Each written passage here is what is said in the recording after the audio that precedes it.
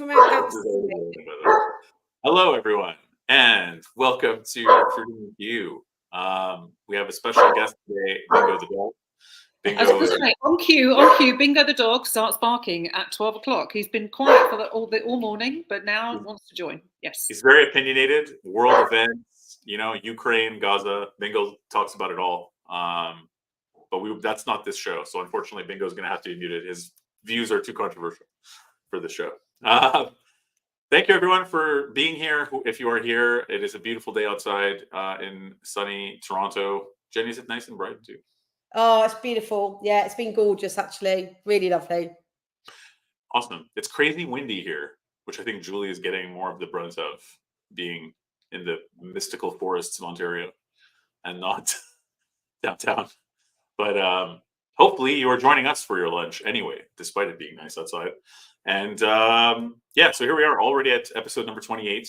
I know I always say that, but I'm still shocked. And how to win the top candidate over your competition. So this is more of a client perspective. What can you do to make sure that once a candidate is interviewing with you, a good candidate, is going to get 2-3 offers, right? Why are they going to choose you?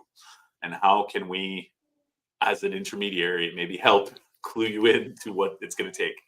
Our resident lovely big shots are here with us today, Julie and Jenny. Raymond George's own big shots, UK and Canada represented. How are you guys doing?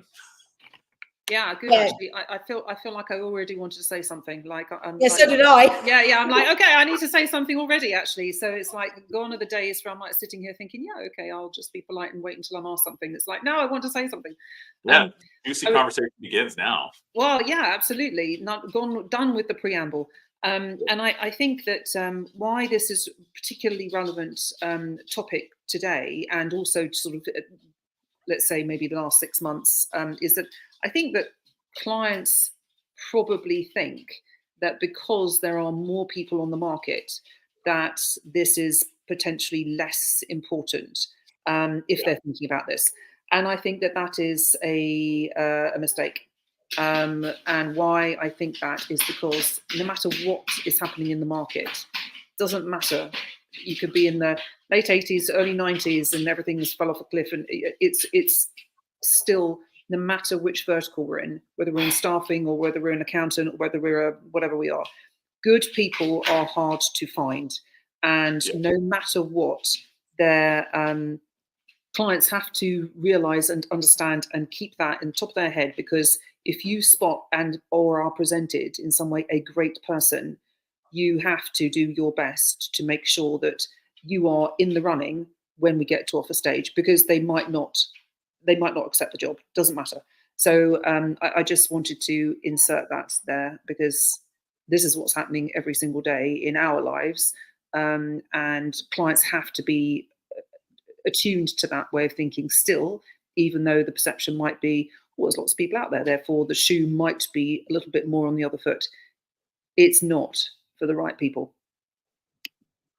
Yep, good point. And this, again, is the crux of the topic.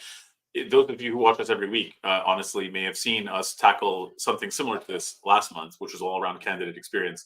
But I think we sort of ran out of time because we have too many amazing things to say to really tackle the client side of it as much as we wanted to. So that's kind of the thing here, is sort of like, based on what we're seeing out there in the market, I think it's important to have these discussions. Jenny, anything you want to add as well off the top here before we dive into different elements? No, I think I'm good to start diving. Okay, so start diving. Before we do, just to let you guys know, we are, if you're watching this, you could be on YouTube, you could be on LinkedIn, you could be on Facebook. We will see your comments, so feel free to comment and or put in any reactions along the way. Very welcome. There's been a lot of participation, which has been great of late, so thank you everybody for that.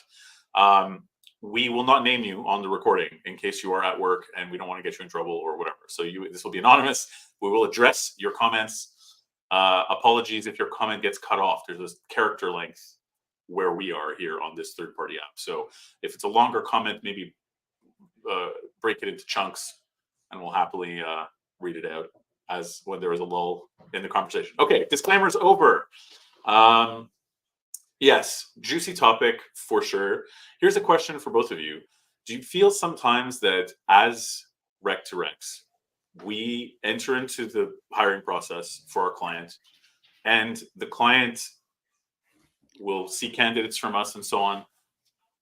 I wonder, do you both feel that sometimes the client is focused on us, the rec to rec, and our candidates, and making us jump through hoops, or the candidates jump through hoops to sort of continually impress them, rather than thinking about this good candidate is actually seeing 5 other people? Like, do you feel like they're focused too much on us and our process and losing sight of perhaps? I know our clients are usually quite good, which is why we work with them. But do you feel that that's out there? That's a thing that's out there. I'll jump in there, and so I don't know that they focus on us and our process, but I think that a lot of times they could focus on themselves more than the candidate, because from just what I just said earlier, it's like it's still and regardless of whatever sort of market is, and regardless of whether who's got the shoes on, right? So who's got the upper hand, let's say, in whichever market. I think it should be best practice for the client always to put their best foot forward in all guises, no matter what, because the ideal situation for a client who's looking to hire, or for anyone looking to hire, how beautiful would it be if you have great candidates coming to you that you can then make a decision about? How easy is that? The cost of talent acquisition is zero. So if you've got a queue of people that are queuing up to work with you for a lot of the reasons that we would probably talk about in a second, then hello, fabulous. If you actually have to go to market through whichever stream or whichever lane, either yourself through your own team, talent acquisition team, or through a party like us, again, dependent on the vertical that you're in, it doesn't matter. But suddenly you've now got thousands of dollars attached to that effort. So it's. I mean, I'm doing myself out of a job here, but it's nuts. Why would you actually do that if you stood back and thought about it? Because there are things that you can put in place and think about which will affect those two sort of strategies, if you like. And when one isn't a strategy, when one's just like an afterthought. And I think that I forget what the question was even now, Rick, but I think that paying attention to your, like looking yourself in the mirror in terms of like, how am I going to get people to come and work for me? And what are the factors that will influence that is where you should start. And I think even before that, it's being clear about who you are looking for. Who is the individual? What is the role? And defining that so that when you do go to the market, you not only just understand what your opportunity is to present to the candidate, but equally who you are in that marketplace. Don't try and be someone that you're not, because I think what can happen at the moment is, because if there are candidates that are interviewing at maybe 3, 4, 5 different organizations, sometimes it's quite easy to sit in an interview and try and match what the candidate's looking for in terms of, yeah, we can offer you that, we can offer you this.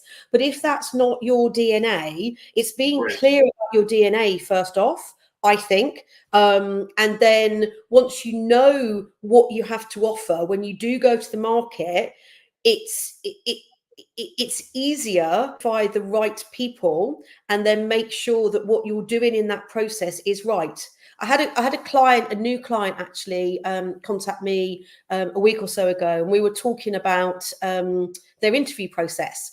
And this particular client went through their historic interview process, and we talked about if they've interviewed or hired somebody that then for whatever reason didn't really cut it, almost like taking it back to that interview process. What did they see then? How did what could they have done differently to identify the reasons that this person wasn't going to be the best fit, or they weren't able to offer this candidate the best fit?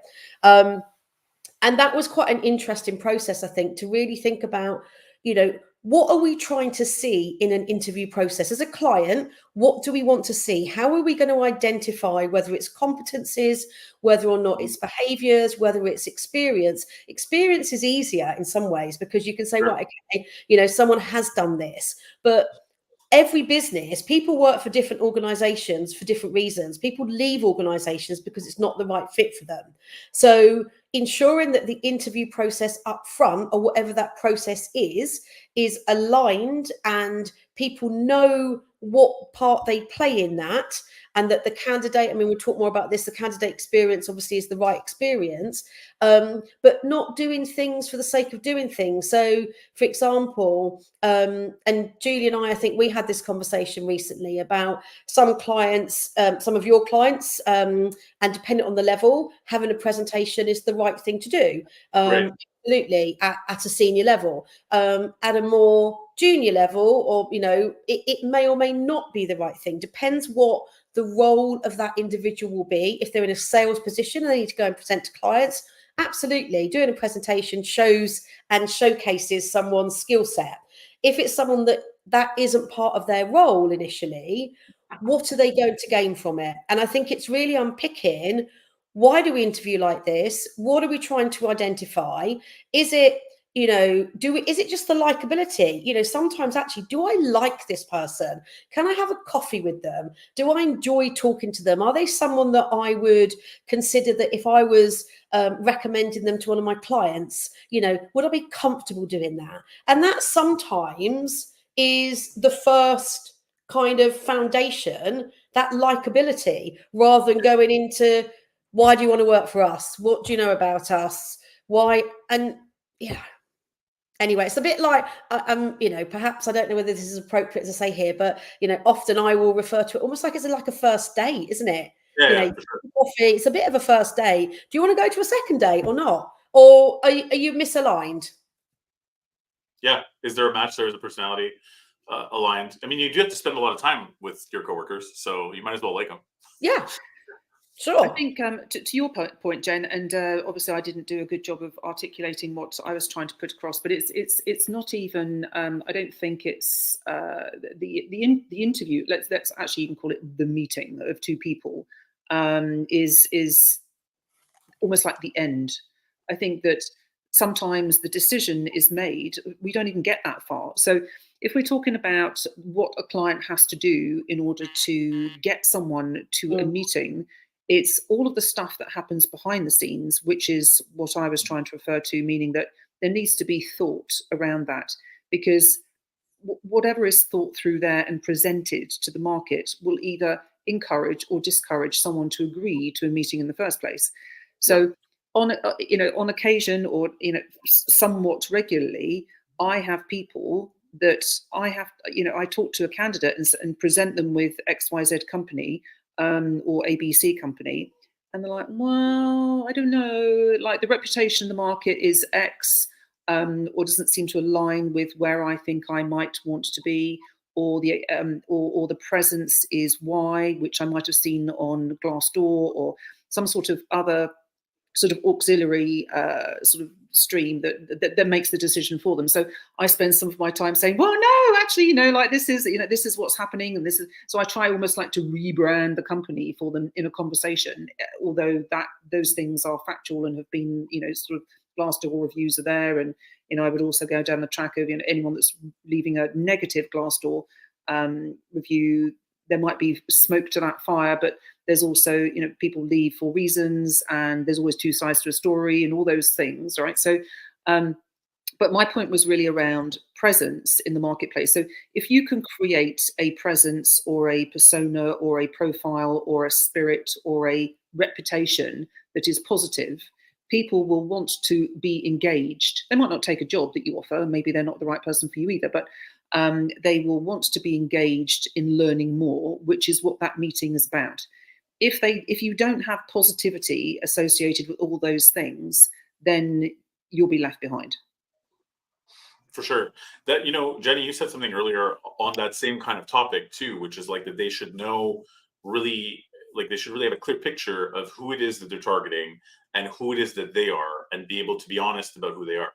And the thing is, I actually find that some of the more fun meetings and successful processes that I've engaged in in the time that I've been doing rec to rec have been when people start off in a first meeting being like, what are you seeing? What do you think? What's our competitor doing? What are the other comp plans like? What are the culture like? Do people really like culture? And they ask me these questions and I'm like, okay, this is cool. And it's because they're trying to figure out where they fit in, because at least they realize that they don't totally know. But sometimes the misfire I've found has been when they think they know, and you're like, oh, why is the person you're talking about going to come here? No offense, Mr. or Mrs. Client, that we probably aren't going to work with, right? Like, Well, there's a misalignment between who they're targeting for us to pull out and yes. who they are. Like, the delusion almost. Do you guys feel that sometimes? Well, I think that it might not necessarily be a misfire, but it might be that, but it also might be that they do know, but they're okay with it. But that actually doesn't sit well in the market, right? So they're Sure.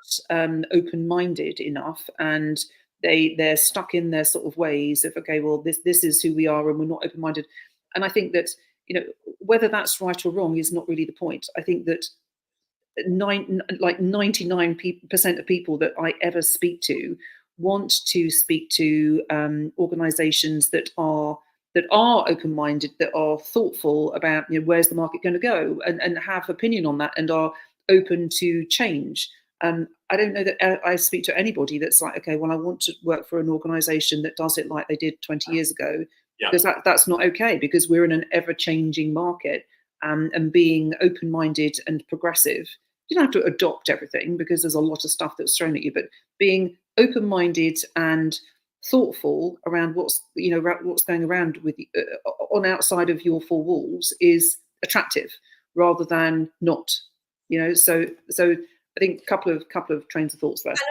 And I don't disagree there, but I also think that if you know you're not open-minded and you're not progressive, I'm not saying that you're going to attract the best candidates out in the marketplace, but you might attract some people that's okay for, but it's actually knowing that you're not open-minded and progressive, and being real about it, and thinking what your own limitations are as a client, and then being clear about where you see yourself sitting in the marketplace. You might not be somebody that gives the best tech, but that's okay if you give other stuff, and it's okay if your candidate is okay with that as well, and that maybe flexibility, or there might be a counter that actually makes up for that, but you go in with your eyes wide open.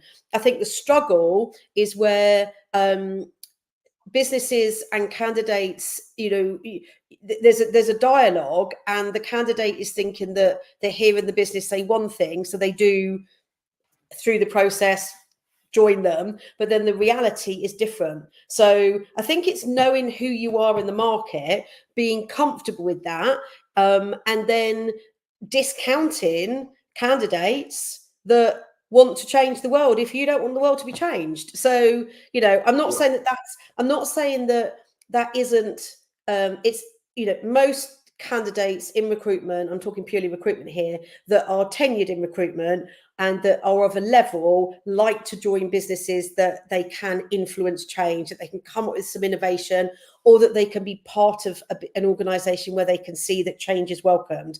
But if you're not a business that change is welcomed, know that you're not a business that change is welcomed, and kind of live with that and be okay with that. Well, yeah, but I mean, at least at that point, salespeople like us could just sort of say, Yeah. or choose to not work with them if we don't want to. Like, that can also be a source company. I mean, not that anybody wants to interview a rec to rec and think, oh, good, they're going to poach my people. But I mean, from our perspective, a certain level of honesty is just kind of like, I can't necessarily help you, and it's not necessarily worth it for you to spend money on a rec to rec, which is fine if that's the way that you feel. But I feel like I personally feel very fortunate to work with the clients we do work with, because, again, a lot of around asking, what's your brand? What's your value proposition? Blah, blah, blah. I'm excited to pitch them to candidates. And I feel like the candidates light up, even in markets like New York, which are tough, right? And they're hearing from people all the time. I pitched them 3 things that are relatively different, especially a brand new candidates. Like, this one's more of a money gig, and here's why. This one's all about flexibility and progressiveness and blah, blah. This one's all about company culture, and they go to, adult summer camp together and do archery things and drink beer like that. And so it's just like, there's always something interesting and fun. You see the candidates light up and go like, this is cool, because at least they can picture these different environments, right? So like, you can watch them click in when it comes to life, I think the point is there needs to be a match. So so I think that the client needs to know who they are, to your point, Jen, and then the candidate needs to match that, else it's not going to work. Sure. And knowing that whether you're progressive or not progressive, or whatever the word is to describe you, it sort of doesn't matter, but the pool may be bigger or smaller. And the aspirations need to align. I think that's the key part. Well, not everyone wants the same thing, do they, as a candidate? You know, what your own drivers and motivators might have been 5 years ago might have completely switched. And actually being able to, you know, walk to work, I know that that's a bit of a different concept, but, you know, that might be important to somebody, or more flexibility or whatever it is. But it's knowing what your own drivers are, and then speaking to individuals that have knowledge of their clients or that the marketplace. And I think the other thing as well, and you talked about this earlier, Julie, was, you know, looking at Glassdoor, looking at reputations and things out in the marketplaces. There are businesses that we have worked with that the brand and the proposition and who they are today may not have quite caught up with what the marketplace is saying. So they could be in a better place, but that's again our knowledge and talking to the clients and actually having those difficult conversations and actually saying to them, you know, how do you think that you're perceived in the market, and being brave and saying, well, in our experience, there's a bit of an elephant in the room here. So, you know, I'm going to get this out of the cupboard and actually talk about this, and actually having, you know, a really open and transparent conversation, because then that allows us to talk to a candidate. And, you know, it's not about selling.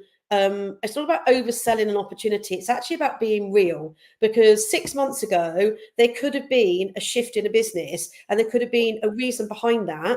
And actually understanding that reason, perhaps on paper doesn't look great, but actually knowing where that business is, knowing the people that have joined them more recently, understanding their current experience, and also an organization recognizing that they've had a bit of a tough time and actually saying, I know that our reputation may not be where it needs to be, but this is what we've done about it. This is how we've listened. This is what we've done. Yeah. And I'd much prefer to join a business or work with a business that is owning their reputation, whether it's great or not so great. Honestly, I'm working with a business right now, and you know, hats off to them. They are very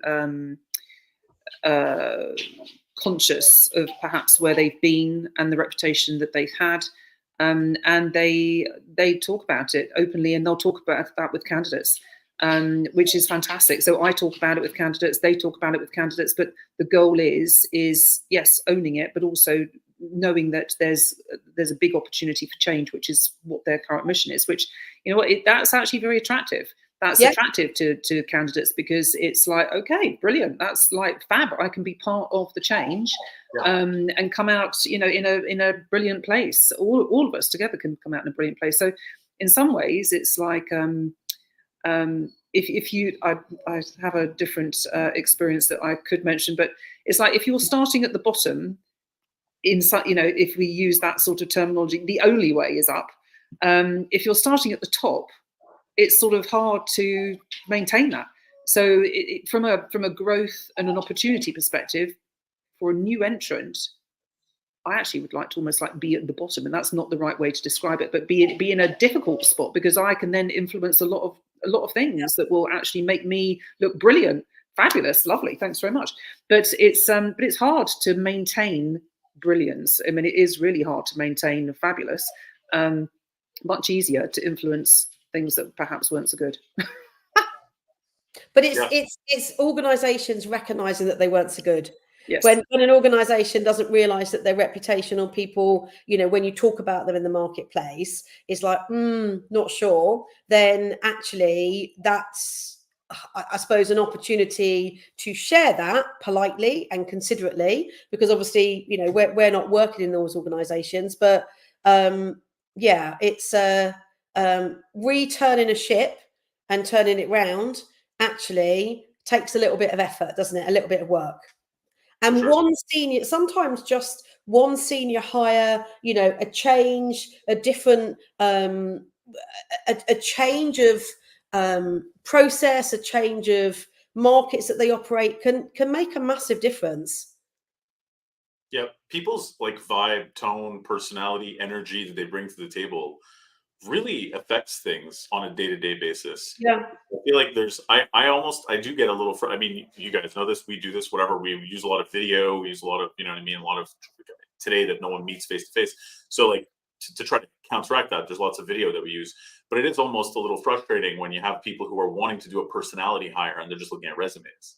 It's like, well, you told me this was a personality hire. Like, sure, I obviously the resume can't be super off base, but don't you want to meet them at least and see what it is that we see, that they have this exceptional But yeah, personality or energy, right? Like, you know. but I also think though that that's our job though, right? So I don't know. I mean, I would put my neck out big time. So if someone does, I mean, honestly, who doesn't want a personality hire? So in our industry sector, everyone wants a personality hire. They really do. And if you're not seeing someone because of something that's written on a piece of paper, I would challenge that, because Yeah. if I feel that the person is right for that business because of the amount of time I've invested trying to figure out who that business is and understanding their DNA, if I think that that person's a match, and by the way, I'm also, my caveat here is that I don't work for any of these organizations, so I can only do so much.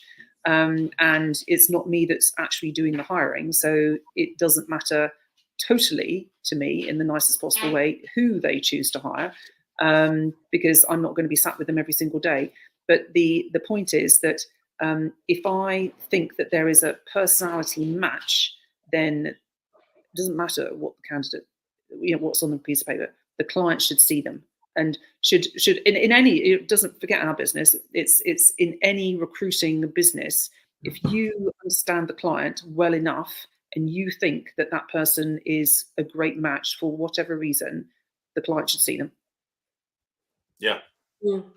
If So only it were that easy, but yes. Like, I agree with you 100%, obviously, but you know, sometimes sadly Sometimes, people are, sadly, it doesn't work, but I think that that's all around the relationship that you have with the client. Because if they yeah, know that, and if they know that you know, if we all know that we know, then yeah, they need to trust that your instinct is, I wouldn't necessarily perfect, because I don't think it's ever perfect, but sure. is great enough for the client, and they would, respect the fact that you've put your neck on the line to say you need to see this person. And if you have done that, then after the interview, I would say to the client, like, I need to know like how you saw that person, because I need to know that I was on the nose. And if I wasn't, okay, okay, then we need to have a different conversation. But my expectation would be that actually I nailed it. I mean, we presented someone to a client recently, and it wasn't me that did the presentation, but we presented the person on paper. And the client said, no, we're not going to see them. And it's like, you need to see this person. You absolutely need to see this person. And we did push back, and they did see him in the end. They did see him. And we actually got to offer stage with that candidate because they totally saw what we saw, which is brilliant, because we knew the fit for the organization. And he also really liked them. It hasn't worked out yet, but it still could. But that's for different reasons, and it's budgetary reasons, not because he's not a fit. So that was around trust. And I think that by having gone through that process, actually, of them saying no and us pushing back, and them then seeing him and seeing what we saw, we've now built more credibility and more. And next time we say, hey, you need to see this person, I think they will. Yeah, that's a good point. Like, having to push through some of these things together does build rapport. So long as, of course, you choose your battles and you do it wisely, it does build rapport. Yes. Anyway, so I've been very, very, had a lot to say today, apparently. Anybody else want to say anything? That's what it's all about. This is the point of these things, after all.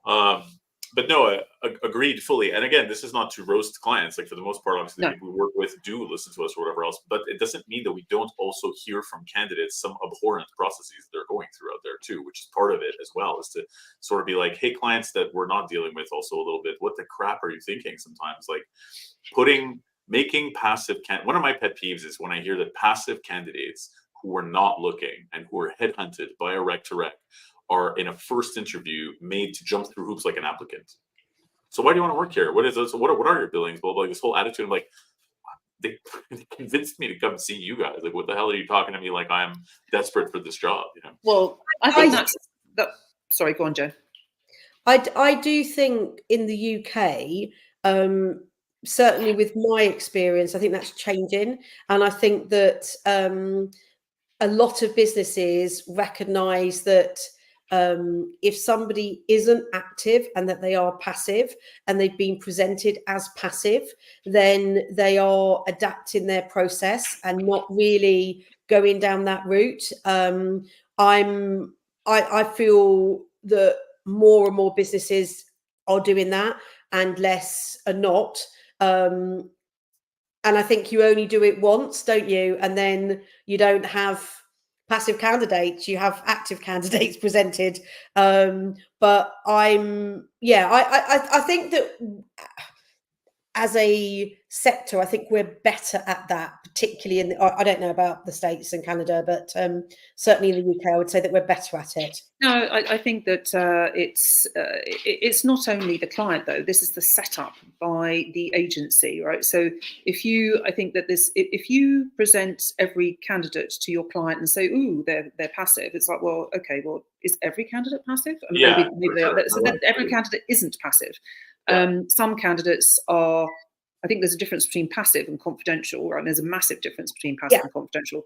But some people are, if they actually are passive and we've gone to get them, hooked them out, got their interest, and then presented to a client, then there absolutely needs to be a discussion with the client that you need to turn this conversation around with the meeting. Let's not call it an interview, because actually the candidate should be interviewing you, not the other way around. So that's the setup there. And then I think, again, that the client needs to trust and understand, because we haven't cried wolf and said, every single person is passive, because they're not. Some people are actively looking for a job. They just want to be confidential about it. So I think that's in the setup, and then the client realizing and trusting how we position the person, that in order to get a result of someone who is probably very good, if they are passive, probably, that they need to change their style. Yeah, totally. This is a big thing, and of course, Julie, you pushed me to do this when I started with you as well. And I've been, lucky to have had training and mentorship on this regard. But I also don't like just sending an email and not talking to the client about the candidate either, because sometimes, hey, look, people are busy. They'll just look at the resume. They won't read all the notes. They'll forget the notes and then get back to us or whatever. And then they may not realize the context. So like telling them, hey, this is what I did. This is what I contextualized you guys do. This is what the candidate's interested in, blah, blah, blah, so that they have some context as to what happened to get this person on the hook, so that they can take the ball and run with it. Because just an email is not going to give them that. And we don't know. I mean, it's no shade on them. They're just as busy as us, right? So they may forget what they saw in the notes. And then there's a disconnect there altogether in how to approach that first conversation. But this is the difference between being a transactional resume slinger and a consultative agency.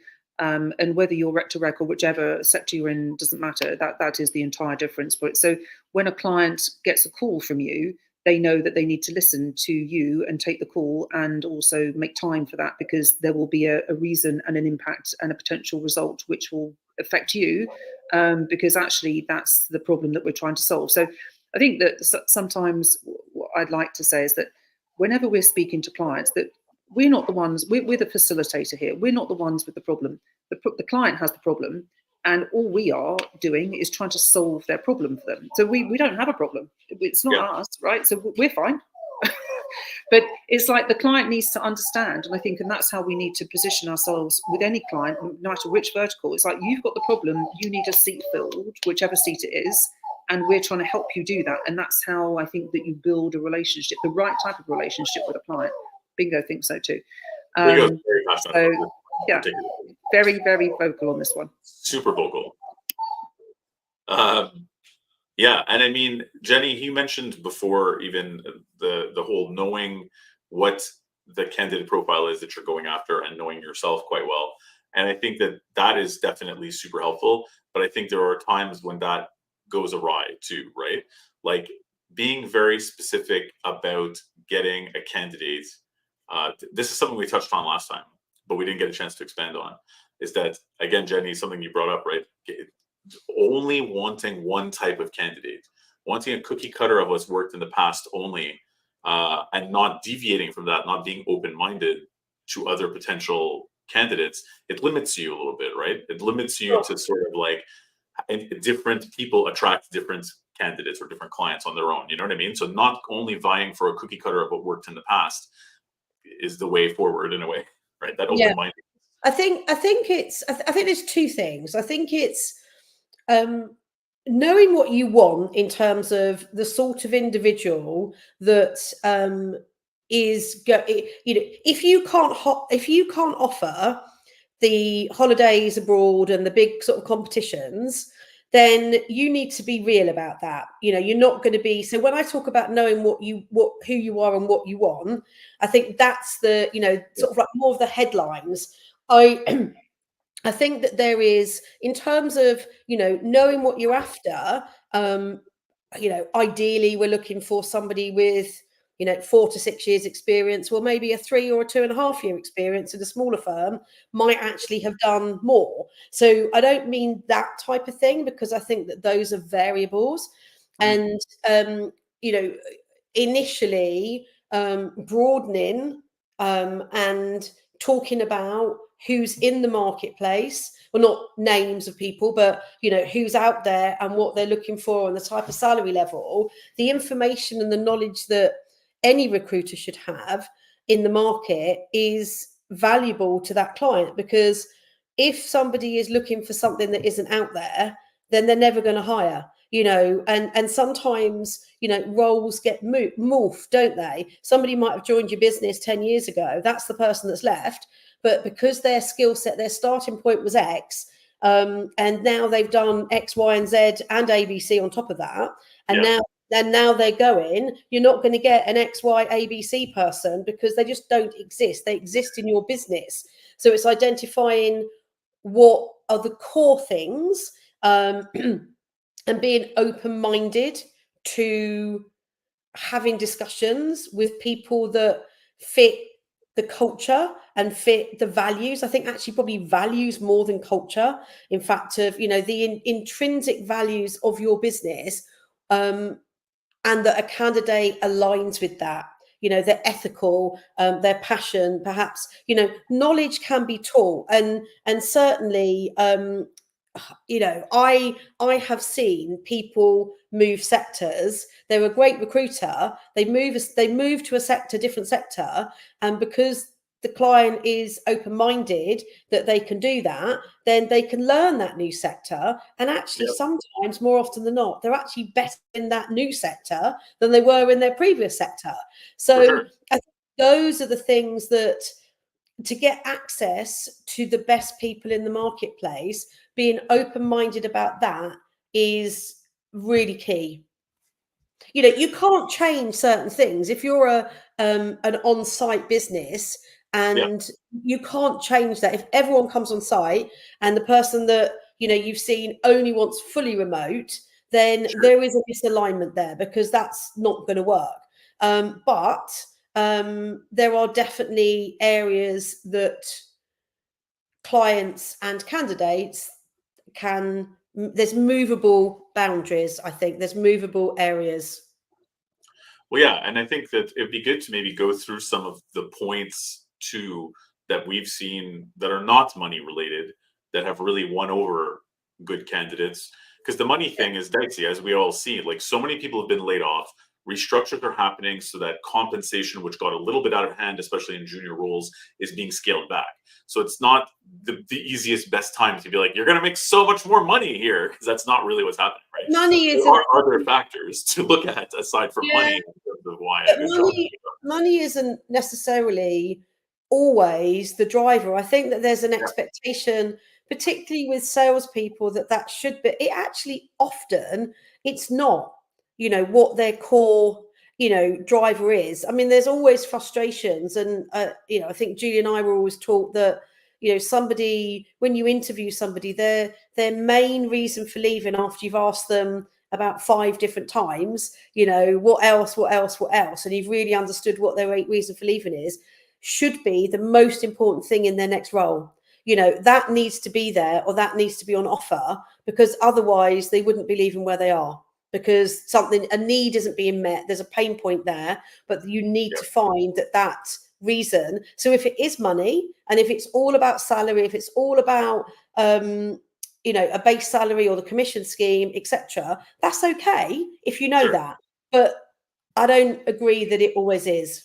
So I had an excellent example of that actually earlier this week. We conducted an interview with somebody, and they said to start off with that their pain point was whatever it was, and actually it was sort of around a delivery team that they didn't feel would excited enough about the roles that they were bringing in. And there is always that sort of like sales and service thing in a split model, like, well, the delivery team don't like the jobs that I'm filling, they're not doing a good job. And then sales say, well, or delivery say, well, they're not bringing qualified orders. There's always like this, thing. Anyhow, which I think that if that can be worked through, then you've got a fabulous unit that can be very successful. Anyhow, so this particular situation, when we re-interviewed this particular person, they mentioned that actually there were, because of that sort of technique around it, well, what else is there? There are actually like 3 or 4 different reasons for someone wanting to leave. And honestly, there mostly is at least more than one. So we got these all identified, and that was all great. And then we went to the client, or a new client, a prospective client that we targeted for this particular individual, because there was on the face of it, a good solid match, and said, okay, these are the 4 things that this person is potentially leaving their employment for. Can you, or how do you, what do you feel about that? Yeah. So, and to this fellow's credit, he went through one by, this is without even meeting this candidate, right? So hasn't met at all, hasn't interviewed. He went through one by one and systematically went, okay, yeah, we can solve that problem. And yeah, honestly, we can solve that problem. And third, yeah, we can solve that problem. Maybe not be able to like totally sort of solve that pain point, but good for him, because now there is a fantastic match in my mind with that particular, and they haven't even met. Yeah. Like, so brilliance from the client and interest from the client in trying to do that up front, so that we don't waste anyone's time, don't set false expectations. But he's almost done like the first and second interview there and then. I mean, they could just go to a blind offer, couldn't they? And then we'd be great, but I'm sort of kidding. But that's the way it could work. But to that client's credit, it's like thinking about it. Yeah, what a fabulous way to approach that situation, which now could end up in a very good spot. Yeah. So what are the factors that you guys are seeing as being the main things that really push someone over the line, not money related? There's like probably 4 or 5, I'm guessing, right? That are the main things that you see that really, it's like, oh, you know what? It was really, I see a lot of this, and this that really pushes someone over the line to make that choice finally of who they're going to go with. Well, I'd almost take it back to the client side, honestly, in terms of like what they should be aware of. So what the client should be aware of is, to Jenny's point earlier, whilst everyone talks about money and it being about money, I don't believe it is about money. Yes, people have to pay their bills and they want to be able to earn X, Y, and Z, and factor, absolutely. But I don't really think that most people will only go or take a job because of money. No. What they do is they take a job, or they go for an interview, or they are in process because they like the sound of the organization. They like the people that it's the likability factor. So, and that goes from the client side too. So the clients will interview or meet people, and they're like, first thing is like, do I like this person? Could I meet them? Could I work with them, alongside them, however many days a week, hybrid, not hybrid, whatever? Do I want to put them in front of a client if it's sales? Do I want to put them in front of a candidate if it's recruiting side? Do we all generally like this person? Are they amiable, and will they fit with the vibe that we've got? If the answer is yes from the client perspective, then they'll move them on. Then they'll start exploring the experience, etc. But the mental check is there. Do I feel good in this situation? And that's what the candidate does too. So I think that from the client perspective, you can't forget that. So the client has to portray their best self, but their real self, their best and real self in that interview or meeting situation. Because if the candidate leaves and doesn't get the good feel factor, they're not even going to be an option. But before we get to a meeting spot, which is what we were talking about earlier, if the vibe and the presence and the the information that people can find along the way before they get to a meeting doesn't sort of jive with what they think they want, it might not even happen. So I think that that's where the client needs to invest time and thought, because that will then pay dividends throughout the process with anybody that they choose to meet. I think it's also about, I think you can never take away feeling, can you? How does the client make you feel as a candidate, and do you trust them?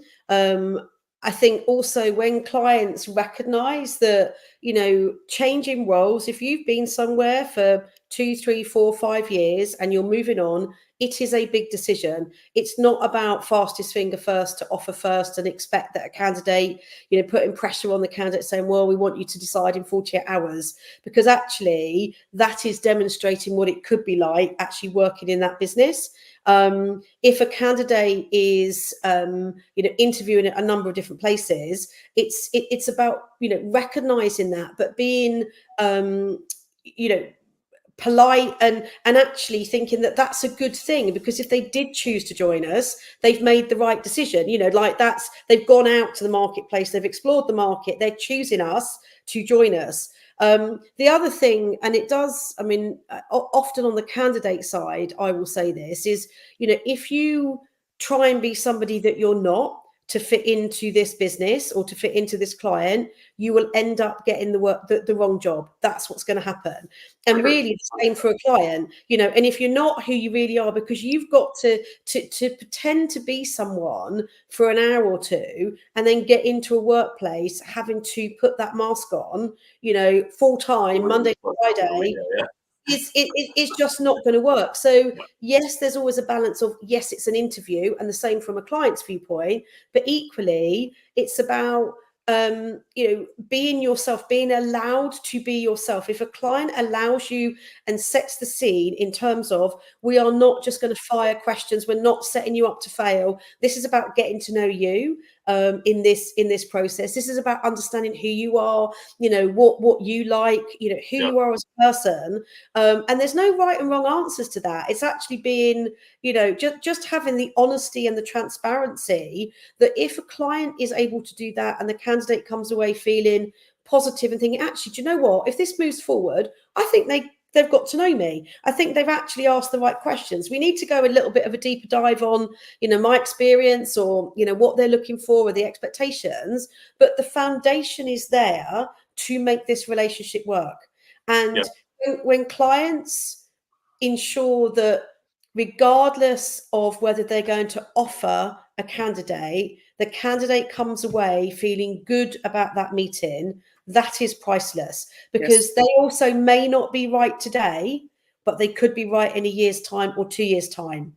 So you can't be right for everyone and you can't hire everybody, but at different points in someone's career journey, your paths cross, and recruitment is such that sort of business, isn't it? If you're a specialist, your paths will cross. You'll end up working with people that were at that business, that go to that business. So it's the feeling. And I think the other thing that's important is it's not about speed in terms of coming back really, really quickly, but it's not about trying to hold your cards close to your chest. If you like somebody, the most successful, you know, interviews that happen is that a candidate comes away and actually knows whether or not they're going to be taken forward to the next step or not. So that's quite powerful. You're sitting in an interview and the client is really comfortable and just say, look, I've really enjoyed this conversation. You know, thank you for sharing your journey, your story. I'd love to move forward. I'm not going to put you on the spot. You don't need to tell me how you feel, but I'm going to be recommending that we move forward, rather than we're going to let you know in a week's time, because that's almost like, actually, I'm not confident that I can share that at this moment in time. And that speaks volumes. So these are all the little, I mean, they sound quite little in isolation, but it starts creating a picture for a candidate's experience. It starts creating a picture when a client comes back and says, you know, we'd like to offer, but we don't necessarily think that we've addressed these issues. So we'd like to meet for a coffee. We'd like to have another conversation. It's not that we're trying to put in place another process, but we recognise that this particular individual might have some more questions, and that's okay. We recognise that they've got other processes going on, but we're happy to offer. We're not going to try and play games here. We're not going to be, oh, only once you've done that. You know, we're big enough and ugly enough, and we're adults that, yeah, if we're not right, they're going to turn us down. But actually, we're prepared to show our cards so that they can then go to that next meeting knowing that they've got an offer, rather than it all being, oh, well, let's wait and see. Let's just wait and see what happens at the other one. I think there's a different style, and I suppose it's having confidence as a hiring manager, hiring owner, team leader, whoever, divisional, you know, director of a business, actually thinking, yeah, I like them. I'm going to tell them I like them. You know, there's no harm in that. The candidate comes away thinking, yeah, they really like me. That's great. You know, what's it like? But I think historically, people don't do that, you know. Those little details too, like permeating every piece of it, right? The brand, in other words, the word choice, even that the way that they've articulated themselves online is increasingly important to people. I'm finding that too. The what they put out online is really important to people, candidates in 2024. To me, what I've noticed. And before they were like, yeah, whatever. I checked out the website. Who cares? It's an agency, whatever. Like, unless there's something really, really extreme, they're usually like, yeah, whatever. Nowadays, I'm just kind of like, oh, I like this about their website. I don't know. I found their website was too generic. People have all kinds of opinions about it now. Like, so even just the branding verbiage, and then, yeah, like little things, like if their branding verbiage is, we're cool, we're open, we're honest, we're emotional. And then they meet them and it's just this generic interview, right? That follow through, that consistency seems big to people now. They aren't details, like you're saying, Jenny. It's true. Like every step of the way, if it's inconsistent or it's too generic or whatever, it falls flat. Well, I think what comes through there is, if it's inconsistent, it hasn't been thought through. Yeah. Right. So I think that's my thought. So if you really have got and have thought through a strategy for candidate attraction, then it will be consistent, because that's the whole point. And if it's not, then you either haven't thought about it properly, or it broadly enough, or allowed the consistency or the adoption to sort of take place and then haven't, you know, whatever. So something has fallen apart. So I think I think you can see a well-formed and executed strategy because it matters versus not. I think a candidate can see that without necessarily going, oh, okay, well, they've clearly thought about this for 2 days in the boardroom, and, you know, but you can walk away with a spirit which is cohesive and like Aligned, highly positive. Yeah. Rather than it being a bit clunky and a bit like, it just feels a bit edgy, which then doesn't create the most positive impression. Doesn't mean it's the wrong impression, but it's just like, okay, you know, I think it's almost like a subliminal thing. And so I think the more aligned it can be, the more likely a good result. And I think that in this market and in any market, like I said earlier, it's like, if you've got that, I think it's a good time investment, because it actually will save you money in the long run, because it would just be easier all around. Yeah. But it's all the touch points, isn't it? I think that, you know, businesses that are attractive at every point of the process, whether or not it's the information that we share with a candidate because we've been informed, we understand who they are, whether or not it's the first calendar invite, whether or not it's setting the structure for that meeting, whether or not it's the offer letter. There are so many places where the tone and the style and the communication, once you're in a process, actually is more valuable, and it's less, you know, sometimes when it's so transactional and it's like, oh, this is, you know, we've got lots of people like, this is our generic thing. But when somebody is being very individual and makes them feel in a certain way, that goes absolutely miles. And yeah, I mean, I think that more and more businesses, I'd like to hope, recognize that, you know, that it isn't so formulaic, that it's individuals, and it's and that things are, you know, to that person, you know, getting away from the, you know, all the AI stuff. It's actually, you know, it's a human that's written this. Oh, it's funny. I was just going there too. So I think we do like a bit of talking about AI and automation in these conversations. So I was just going to go to that point too. So obviously there's a huge differentiator in terms of cost, but what a differentiator in terms of like the sooner you can get a human involved that does it the right way, the better. Because you would just from a attraction perspective, you would immediately stand out today. If your first point of contact was a human that did a great job, rather than your resume goes into a void of an ATS that you may or may not ever come out the other side at all, or have any contact. Like from a brand perspective, I mean, it's going back however many years, let's just say, because that's how we used to do it in the old days. But actually now it would be a massive differentiator that could be highly positive. But then it's the cost versus, you know, Yeah, which then also goes volume. down to someone's DNA. It's the volume, isn't it? It's the volume. I think that dependent on the roles that you're hiring for, it isn't always practical to do that. I think if you've got, you know, if you're a smaller to medium-sized business, you have a greater opportunity to have that human intervention earlier on in the process. And that dialogue can be very individual. And even when you get to the offer stage, it's not just a robotic, it actually highlights, you know, what they've heard, what they've learned about you, how they can help build your career, what your gaps are in a positive, you know, where your learnings, what are the skills that you need, and actually putting that into, you know, we recognize how we can help you. This is what we're going to do. This is how we're going to do that. And a bit of reflection rather than the, oh, we've just, you know, we'd love to offer you the role. Actually, the personalization at that stage, I think, is absolutely key. Again, volume dependent. So the caveat there is, you know, you can't do that with a high volume. But if you're joining a business, particularly in recruitment, and you can personalize it, do it. It wins 100%.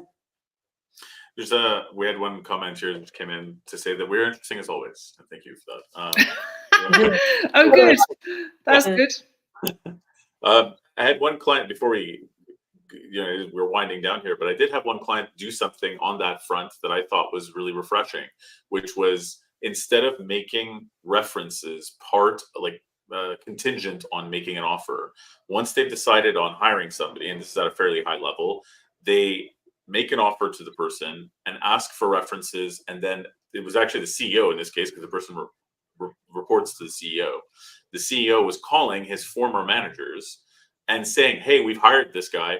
What do you think? What do you think? You know, I can do to help him grow. This is what we're going to ask him to have a frank chat with his prior managers and say, how do you think we can fast track this? How can I get to know him better from someone who managed him in the past?" And ask questions. And I got this feedback straight up. Asked questions like, how can I not piss him off? What are the things that piss him off, you know, so I can just not be like that or whatever. I just thought that was a refreshing way to use the reference to actually help onboard the person rather than making it a requirement to getting an offer once they've decided. Well, you know what? I think that there's a cultural difference here too, though, Rick, because in England we don't. So in Canada, you take references before oftentimes even before a verbal offer, which to me is like, I mean, I get it sort of. But on the other hand, it's like, who are you going to get a reference from? If this one's working, the most relevant reference is probably someone's working for or with today. So how are you going to work that? Because who's going to want to give a reference if they are passive of someone that's like in their immediate circle, because they probably haven't told them that they're looking for a job. So how's that going to work? So I find that curious. Here and in the UK, what we always used to do is after reference. So offer letter subject to references, satisfactory references, but it would be an accepted offer that was subject to, rather than references. And then you resigned. Yeah, and also resigned. So, you know, the person accepts it, they resign, and at that point, that's when the trigger is in terms of you can now contact my references versus any time before that. Yeah, the format that I used to have when I was not doing rec to rec was always, if the person's employed, then you would conduct 2 of 3 references from their prior employers beforehand. And then their most recent employer, it would be an offer made and accepted contingent on, that reference. And it was after resignation, but it's still contingent on. So if that last reference after they resign turns out badly, you can still rescind the offer, which never really happens, of course, but still that was the format that we had. But it was all like, my point being, the spirit of the reference is different, right? The spirit of the reference was very much like, how did they perform? Were they on time? Are they who they say they were? Describe their job, blah, blah, blah. It was all about proving that the person that the person was presenting themselves in an honest way. Whereas this is more about getting to know them in a deeper way and like sort of getting to know their personality.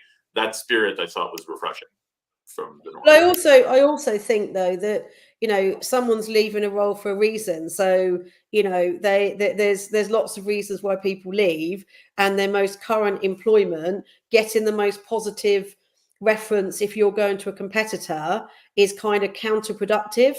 And in the UK, you can just do dates. You can just confirm dates, and that's it. So it's an interesting one. References is maybe a whole new different subject, and Yes. and how they do that. So, I'm mindful that but yeah, I don't know. I think I love that though, Rick. I love the fact that client did it in that way, and I think actually that's the spirit of how can I help them become better? What can I do? What's going to annoy them? What's going to irritate them? Brilliant way. Yeah, I mean, it's not always relevant to your points as well, but yeah, it's just a different spirit, more based on the person, like we were saying, which Lord knows this thing is called recruiting EQ after all. So we should focus on those things. Thank you both very much.